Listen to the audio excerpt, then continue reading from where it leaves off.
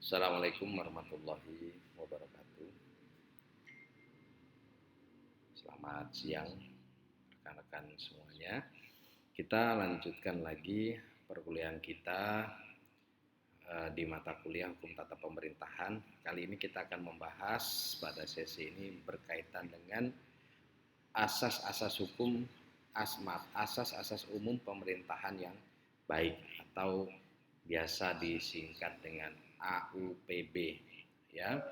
Asas ini memang kedudukannya sangat fundamental di dalam kajian atau ranah hukum administrasi negara atau hukum tata pemerintahan.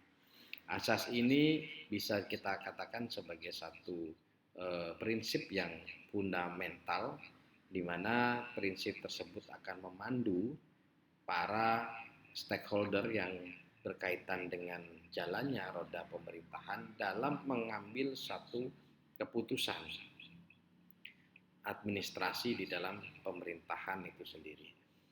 Dengan kita tahu bersama bahwa keberlakuan asas itu bisa menjelma di dalam aturan-aturan hukum yang berlaku atau juga berada di dalam atau di balik dari ketentuan hukum yang berlaku. Artinya, kedudukan asas ini pada dasarnya bersifat akan universal. Kalau kita berbicara asas, maka kita mengenal prinsip-prinsip asas, di mana asas itu adalah sesuatu yang sifatnya prinsip, berisikan nilai-nilai yang prinsip dan fundamental dalam konteks berhukum. Kemudian kedudukannya ada bisa dimuat dalam suatu produk undang-undang atau juga bisa berada di belakang aturan undang-undang. Bahkan di asas itu kedudukannya antara asas satu dengan asas yang lain itu tidak saling menegasikan, atau bahasa lainnya tidak saling mengalahkan atau mematikan, karena asas itu memiliki ruang dan proporsi masing-masing dari asas itu, sehingga asas itu akan ada tetap eksis sekalipun ada asas lain juga yang berdiri gitu, karena masing-masing punya ruang dan proporsi. Sebagai contoh, semisal asas legalitas gitu ya, dalam hukum secara ada asas legalitas di mana setiap aturan itu harus ada setiap hukum itu berlaku apabila diundangkan. Namun kemudian ada asas lain, semisal asas lex specialis derogat generale, aturan yang lebih khusus akan mengalahkan aturan yang lebih umum.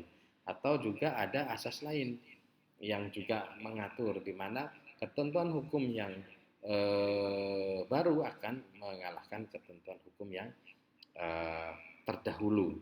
Nah, hal-hal itu sama-sama berdiri dalam satu situasi tanpa harus saling menegasikan gitu ya, atau saling bertentangan satu dengan yang lainnya.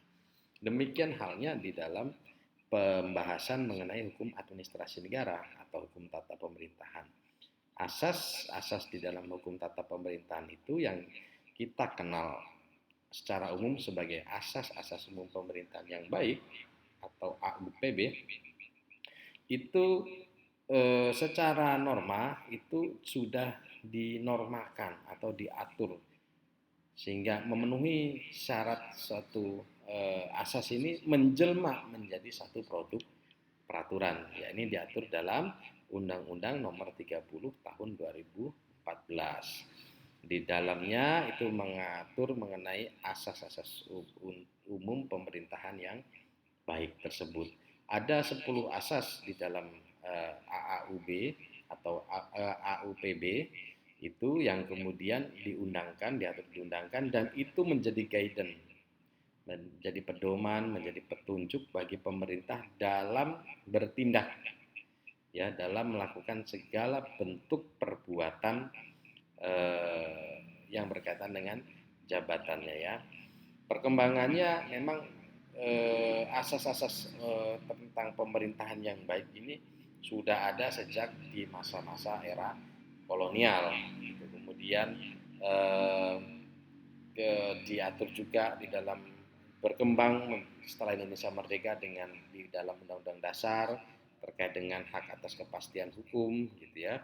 Lalu kemudian diformalkan ya, bahasanya diformalkan atau bahasa hukumnya dikodifikasikan, dibukukan, diundangkan di dalam Undang-Undang Nomor 30 tahun 2014 tersebut ya.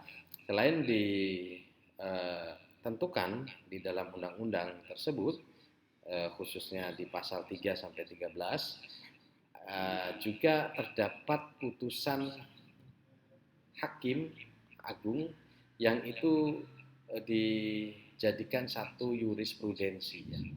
Jurisprudensi mungkin dalam pengantar ilmu hukum sama-sama kita ketahui bahwa apa yang disebut dengan jurisprudensi adalah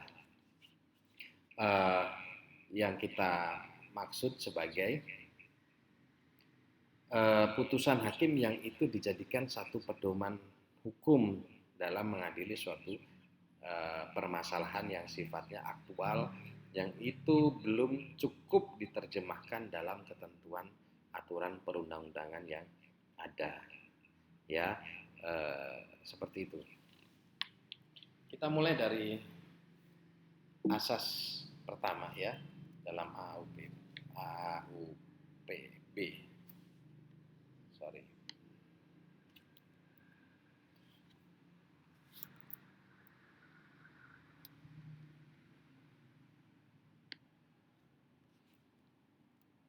Baik.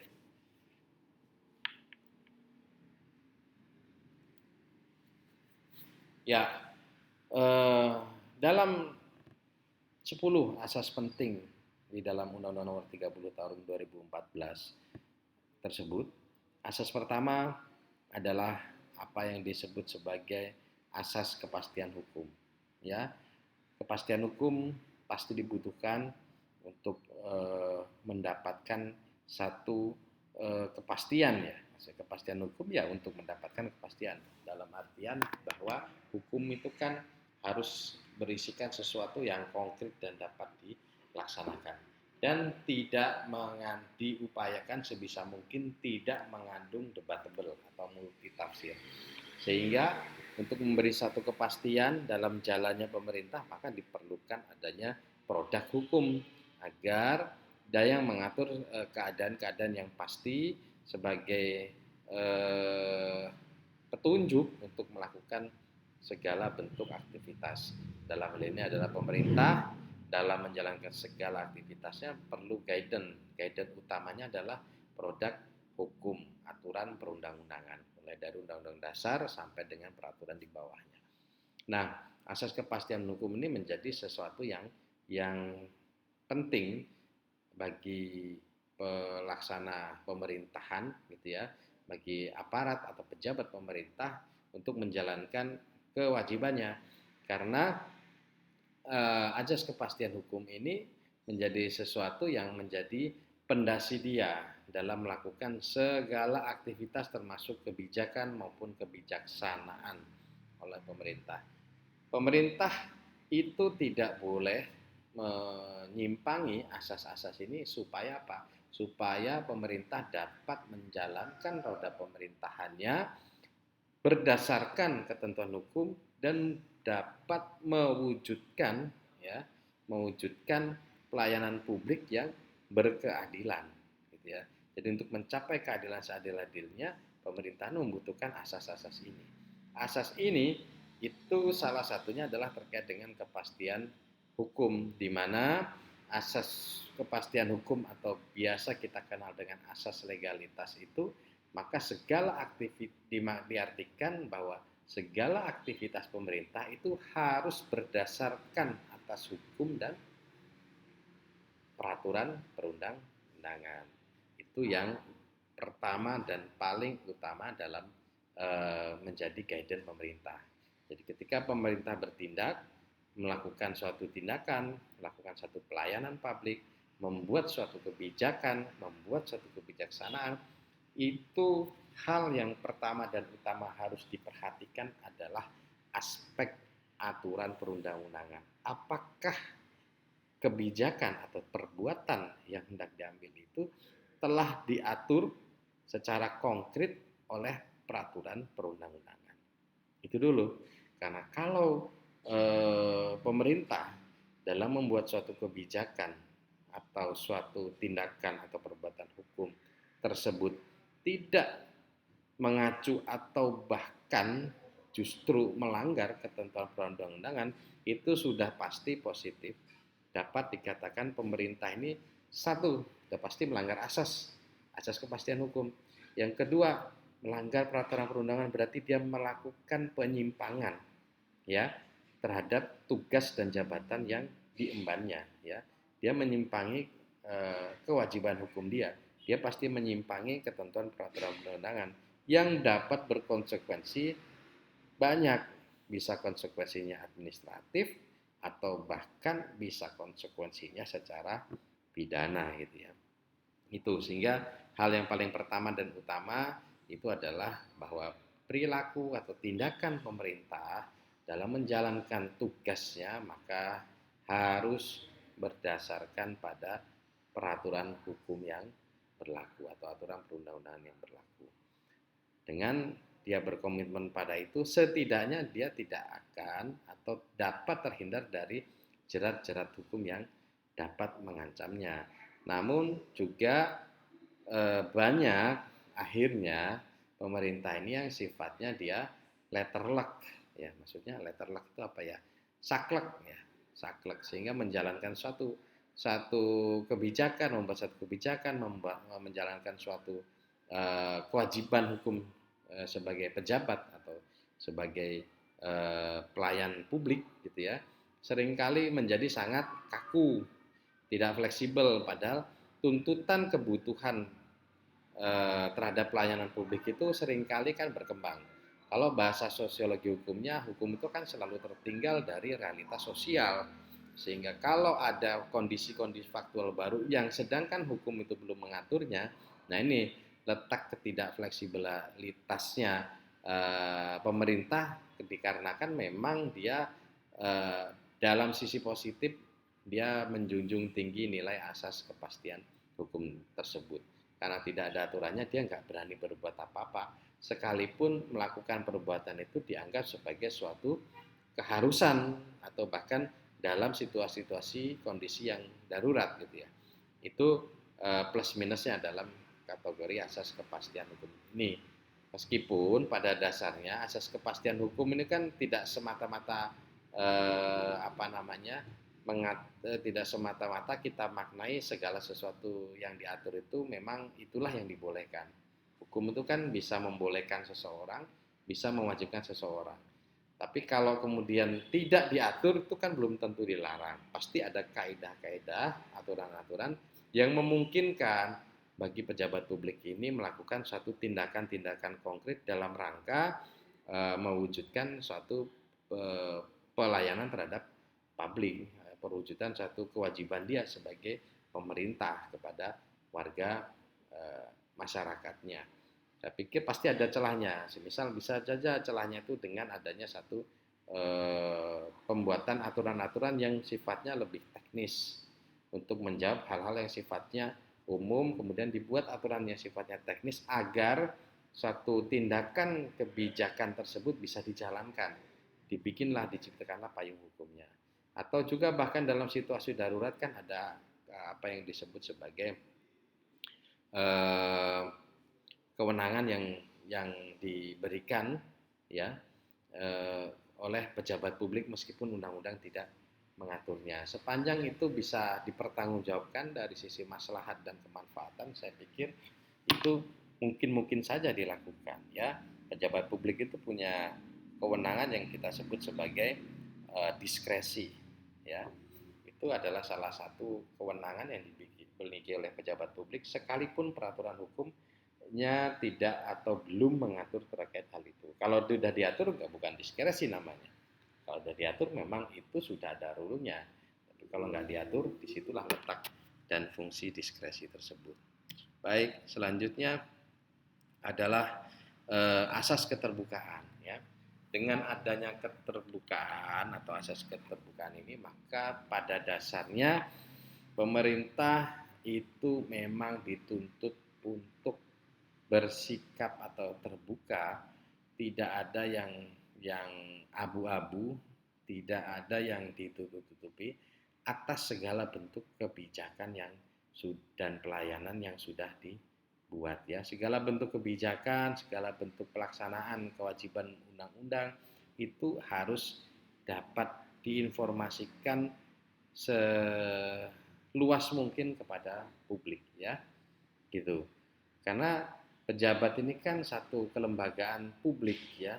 Pejabatnya adalah orang yang ditunjuk untuk menjalankan jabatan publik, ya kan, jabatan atau tugas tertentu yang dalam hal ini adalah jabatan publik. Maka kemudian segala tindakannya berkaitan dengan jabatannya yang diperbuat untuk dan atas nama jabatannya, tentu tidak ada alasan untuk tidak dilakukan publikasi. Asas keterbukaan ini juga mendorong lahirnya suatu partisipasi kepada masyarakat, di mana masyarakat dengan adanya keterbukaan, masyarakat bisa bereaksi, bisa merespon apa-apa yang kemudian dianggap sudah tepat, apa-apa yang dianggap tidak tepat. Dan ini juga bisa menjadi salah satu sarana agar pejabat publik itu tidak melakukan satu tindakan-tindakan penyimpangan. Semakin transparan maka semakin minim pelanggaran ya. Semakin transparan maka semakin minim penyimpangan ya.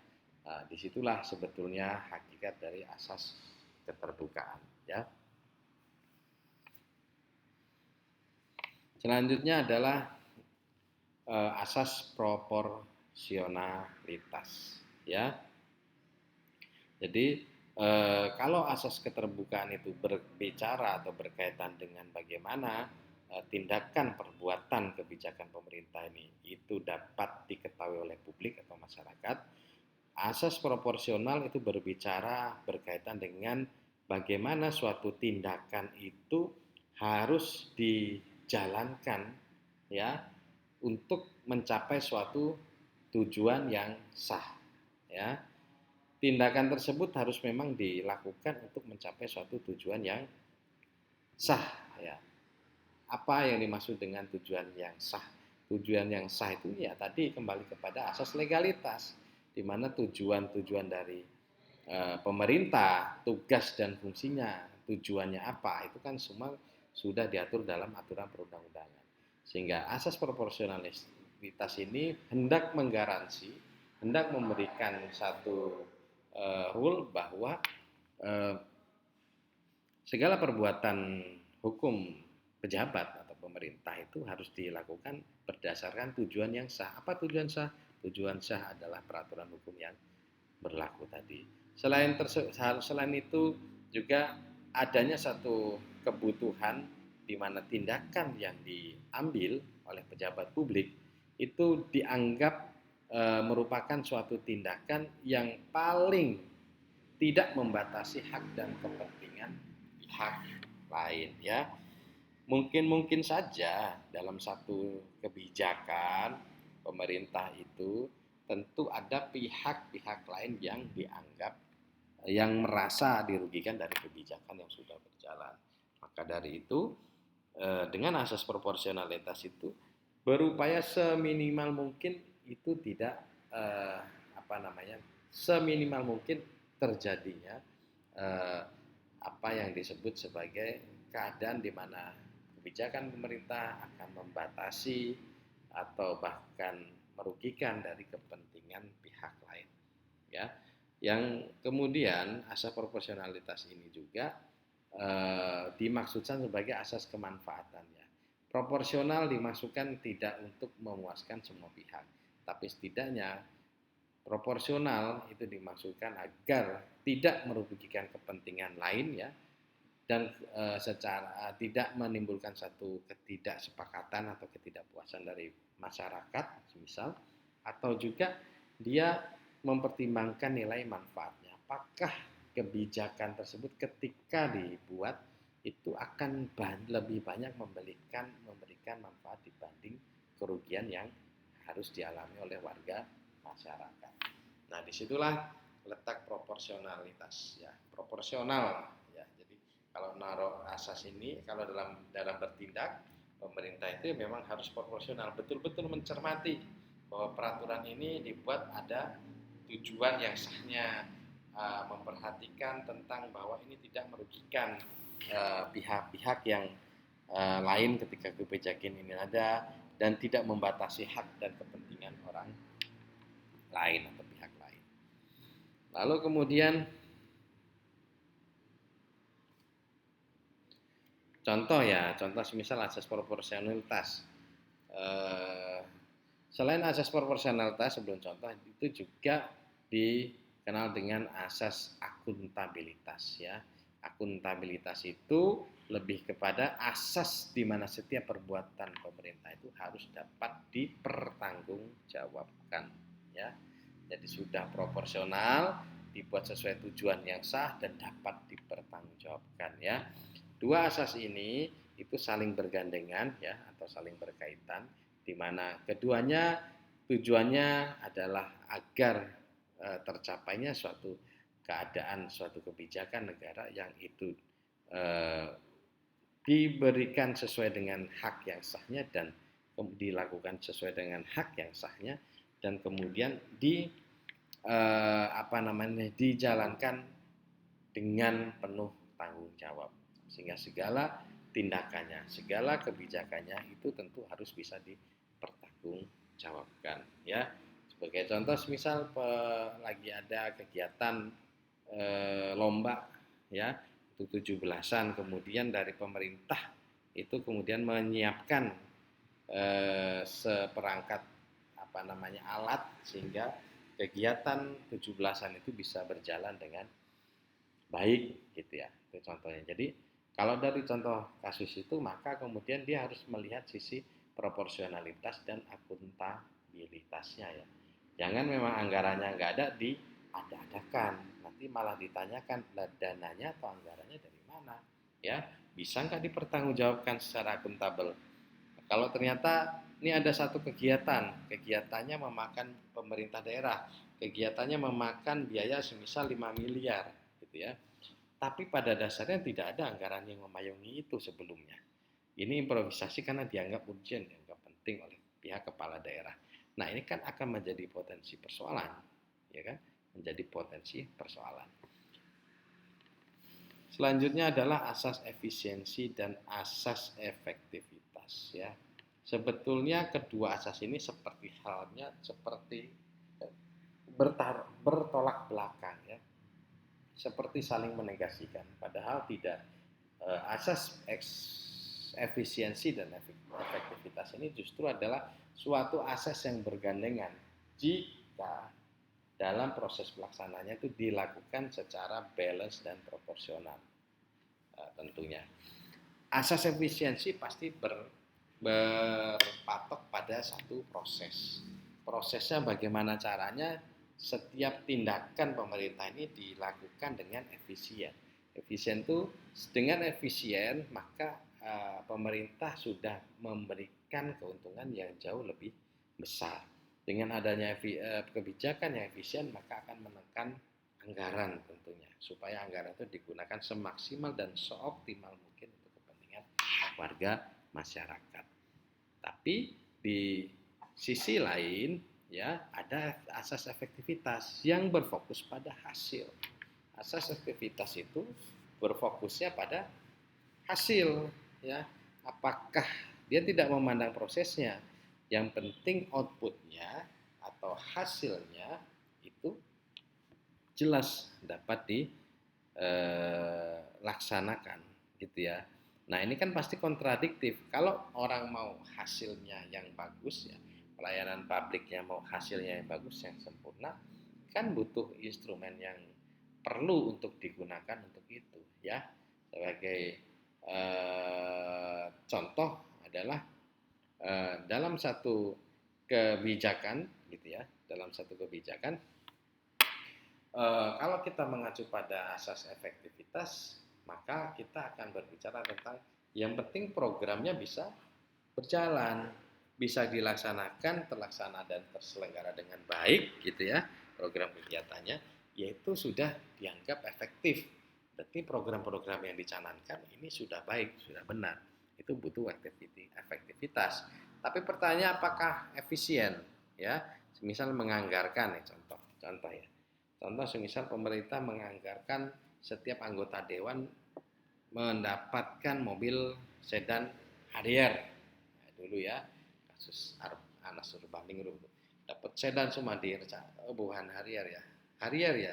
Harrier kemudian drama mobil Toyota Camry gitu ya. Itu semua adalah drama-drama ya. Di mana secara efektivitas mungkin itu bisa dievaluasi, ya itu udah efektif lah, ada kebijakannya kemudian dijalankan oleh pemerintah dan itu bisa berjalan, toh manfaatnya juga ada. Tapi kalau dalam logika efek efisiensi belum tentu demikian gitu ya. Karena kalau kita berbicara efisiensi maka berkaitan dengan anggaran pembelian aset-aset ya, apa namanya, yang itu kemudian menjadi dikeluarkan oleh anggaran negara, apakah itu sudah dianggap sebagai suatu kebijakan yang efisien ya? Ya, kebijakan pemerintah kita ini kan persoalannya di situ, minim efisiensi ya. Jadi kalau lelang pengennya hajar gede aja terus gitu. Ya. Tapi ketika memang sudah mendapatkan, maka kemudian dia berusaha untuk dapat menjual ke secara lebih mahal gitu ya, atau lebih baik lagi gitu ya. Itu tentu akan melanggar prinsip atau asas efisiensi. Jadi dari sini jelas ya, jadi di mana asas efisiensi itu berfokus pada proses hingga kemudian mengeluarkan budget seringan mungkin. Tapi kalau dalam efektivitas program itu bisa sukses berjalan juga sama, tapi dia tapi berharapnya adalah tujuannya lebih kepada dapat dilaksanakan dengan tepat gitu ya. Ya inilah plus minus dalam segala bidang ya kan. Kadang kalau kita pengen efisien ujungnya apa? Hasilnya tidak maksimal ya. Tapi kalau kita mau dapat maksimal biayanya terlalu tinggi. Kita datang ke tukang syuting atau video foto itu kan nanti bisa, oh ternyata biayanya segini, kalau jadinya begini biayanya lebih tinggi. Itu menggambarkan tentang efisien dan apa yang disebut sebagai efektivitas. Selanjutnya adalah asas yang kita sebut sebagai asas kepentingan umum. Ya, kita sama-sama tahu tadi bahwa apa yang dimaksud sebagai asas kepentingan umum itu adalah asas di mana pejabat publik mendahulukan kesejahteraan umum ya, dengan cara yang aspiratif, demokratis dan eksekutif dan selektif ya maksudnya. Artinya apa? Asas kepentingan umum ini lebih kepada bagaimana proteksi terhadap warga negara yang sepatutnya saat ini sedang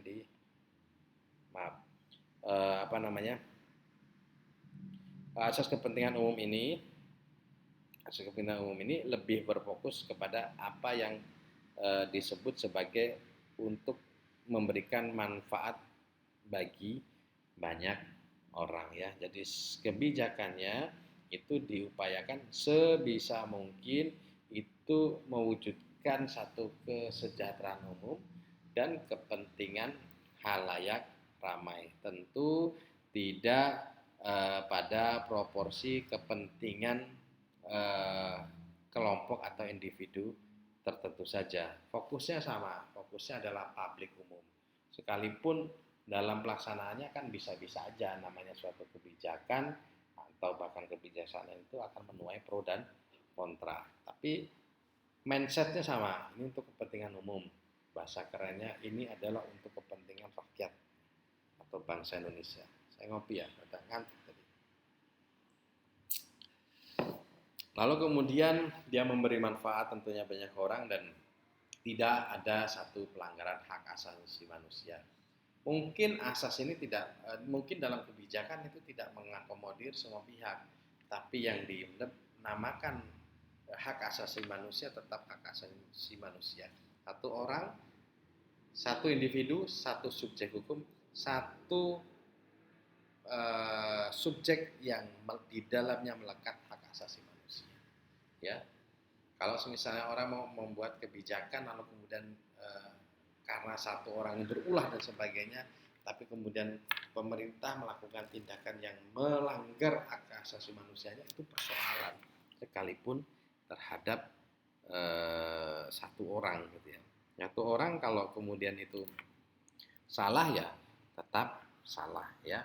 Contoh apa ya, banyak ya, kalau di dalam administrasi juga banyak, dalam pidana kan banyak kita temui ya. Yang paling enak kan kita mencontohkan dalam kasus pidana gitu ya. Ada orang yang sudah dianggap melakukan kejahatan, tapi perbuatan penegak hukum itu sangat-sangat mencederai atau merugikan hak asasi manusia si pelaku. Sekalipun hanya satu, dia mendapat proteksi. Dan hak asasi manusia itu sifatnya tidak lokal, sifatnya adalah internasional. Pengakuan hak asasi manusia itu sifatnya internasional. Kita sudah meratifikasi penghormatan terhadap hak asasi manusia tersebut. Jadi itu harus diutamakan ya. Lalu kemudian asas kehati-hatian ya. Asas kehati-hatian ini layaknya perbankan ya. Kalau bank itu kan yang paling pertama dan utama adalah asas kehati-hatian. Dalam hukum administrasi, asas kehati-hatian ini menjadi sesuatu yang sangat-sangat penting. Bukan tidak mungkin suatu kebijakan yang sudah dibuat dan dijalankan tiba-tiba harus dibatalkan dan harus mengganti kerugian bagi penderitanya, begitu ya, hanya lantaran ketidakhati-hatiannya. Ya. Asas kehati-hatian ini menuntut setiap pejabat publik mempertimbangkan secara masak, gitu ya, sebelum mengambil suatu keputusan. Karena dikhawatirkan ternyata satu kebijakan ini semisal bertentangan dengan peraturan perundang-undangan. Dikhawatirkan suatu kebijakan ini tidak tepat sasaran, gitu ya. Dikhawatirkan kebijakan ini justru akan menimbulkan kerugian bagi negara. Itulah asas kehati-hatian. Jadi harus waspada, harus betul-betul dicermati. Ketika mau membuat suatu kebijakan, cek dulu produk peraturan perundang-undangannya. Asas legalitasnya dicek dulu. Sudah benar atau belum. Subjek kebijakannya ya, atau objek kebijakannya itu apakah memang sudah sesuai dan dapat dimunculkan suatu kebijakan tersebut. Itulah asas kehati-hatian. Kalau nggak hati-hati ya bisa masalah kan begitu. Lalu kemudian asas non diskriminasi, ini jelas ya, dia tidak membeda-bedakan suku, agama, golongan, ras dan seterusnya. Nah, saya pikir itu ya berkaitan dengan asas-asas umum pemerintahan yang baik ya. Jadi keseluruhan asas ini menjadi salah satu saripati di dalam apa yang disebut sebagai konstitusi kita, bahwa konstitusi kita menjelaskan bahwa negara Indonesia adalah negara hukum, ya kan? Maka segala sesuatu harus dilakukan berdasarkan atas hukum. Lalu kemudian segala tindakan pemerintah dalam rangka memberikan pelayanan publik terbaik kepada masyarakat memang semestinya dibuat dengan mencerminkan asas-asas ini. Jangan sampai kemudian ini persoalannya, persoalan hari ini adalah sesungguhnya negara ini sudah berusaha membuat desain semodern mungkin untuk untuk dalam rangka menanggulangi adanya satu keadaan-keadaan di mana pejabat publik itu justru melakukan tindakan-tindakan yang melanggar asas, ya. Dia menegasikan kepentingan umum lantaran kepentingan pribadinya, atau dia kemudian membuat tindakan-tindakan kebijakan-kebijakan yang bersifat diskriminatif lantaran ada kepentingan pribadinya. Mengingat selain dari kepentingan pribadi, kalau kita sudah berbicara tentang pejabat publik, maka juga berkaitan dengan kepentingan lainnya, ada ormas, dan lain sebagainya. Itu menjadi salah satu persoalan. Dan pada prinsipnya asas ini harus dapat diwujudkan dan dijalankan. Karena kalau salah dan asas ini sudah termaktub dalam peraturan perundang-undangan, apalagi ada sanksi yang melanggar, itu konsekuensi sangat besar bagi pejabat publik atau pemerintah yang menjalankan kekuasaannya Sebagai contoh, misal ada satu penggusuran, ya, peristiwa penggusuran. Sebelum penggusuran kan tentu ada step-step, ada tahap-tahap di mana itu sampai kepada tahap eksekusi penggusuran. Ya, ketika sudah dilakukan tentu pastikan ada pro kontra, ada yang mendukung dan ada yang menolak. Itu sudah sewajarnya terjadi, ya kan. Yang penting bagaimana asas tadi kita pemerintah harus melihat dari sisi manfaatnya seperti apa, manfaatnya. Dilihat dari sisi prosedural peraturannya seperti apa, gitu ya. Jangan sampai pemerintah itu semisal iseng-iseng melakukan tindakan-tindakan yang itu tidak ada dasar hukumnya, sehingga tadi hal-hal yang sifatnya hak konstitusional warga negara itu dapat terpenuhi dan terwujud dalam apa namanya kegiatan pemerintah yang berjalan. Tentu indikator keberhasilan eh, seperti yang disebut ada SOP, ada asas-asas gitu ya, ada eh, peningkatan putusan-putusan pengadilan gitu ya. Ini adalah bentuk dari adanya implementasi dan tantangan dari AUB ya. Tapi tantangan lainnya itu pola pikir yang cenderung hierarkis dan kurang partisipasi gitu ya, pengawalan yang tidak cukup baik, kurangnya kapasitas dan kapabilitas aparat pemerintah gitu ya, dan mungkin juga adanya konflik kepentingan ya. Jadi itu secara umum, secara singkat saya berikan penjelasan mengenai asas umum pemerintahan yang baik ya. Mudah-mudahan sedikit ini bisa memberi manfaat bagi kita ya, bagi saudara-saudara yang mungkin nanti kita nggak tahu, berapa tahun nanti di masa depan saudara, salah satu dari saudara bisa menjadi salah satu pejabat publik, kan mana kita tahu. Tapi kalau siapapun itu yang kemudian menjadi pejabat publik, maka perhatikan dan pahamilah asas umum pemerintahan yang baik supaya tidak jegur lubang, apalagi jatuh di dalam lubang yang sama, gitu ya. Jadi kebijakan itu harus betul-betul memperhatikan semua aspek itu. Ini ada rumah satu atau beberapa toko, kemudian dilakukan penggusuran, tapi tidak mempertimbangkan asas-asas yang sudah tadi disebutkan, ya kan. Dia nggak mikir eh, asas kehati-hatian, ya, asas diskriminasi, dia belum belum memikirkan ke sana, sehingga ketika membuat suatu keputusan akhirnya terjadilah keadaan diskriminatif, kebijakan nggak bisa berjalan, tapi yang bersangkutan malah berhadapan dengan persoalan hukum. Nah, itulah pentingnya bagi pejabat publik atau pemerintah itu memahami tentang asas umum pemerintahan yang baik. Kalau kita bicara asas umumnya tidak seluruhnya, tapi umumnya itu banyak berkaitan dengan eh, apa namanya hal-hal yang itu sifatnya fundamental dan kita jarang menemukan satu pertentangan ya. Sekalipun kita awam, kita diskusi sama teman ngalor itu ketika ketemu asas ya tidak bisa asas itu kemudian dibuang atau tidak diterapkan ya. Jadi asas itu prinsip. Yang lebih konkret lagi itu dibuat dalam undang-undang dan peraturan perundangan turunannya ya. Demikian pertemuan kali ini saya akhiri. Wabillahi taufiq wal hidayah. Wassalamualaikum warahmatullahi wabarakatuh.